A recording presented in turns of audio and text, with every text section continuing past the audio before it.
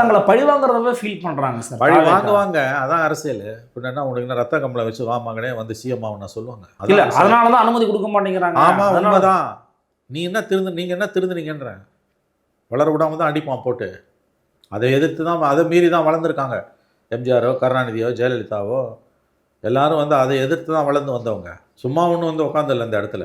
எனக்கு நல்லா ஞாபகம் இருக்குது, 1991 அக்டோபர் 2 காந்தி ஜெயந்தி அன்னைக்கு கிண்டியில் காந்தி மண்டபத்தில் ஜெயலலிதா முதலமைச்சரான முதல் ஆண்டு முதல் காந்தி ஜெயந்தி விழாவில் அதுதான் முதல் தடவையாக கடைசி தடவையாக அந்த அம்மா பேசணும். அதுக்கு பிறகு காந்தி ஜெயந்தி அன்றைக்கி அந்த அம்மா அதுக்கு பிறகு 30 வருஷத்தில் எங்கேயுமே பேசினது கிடையாது.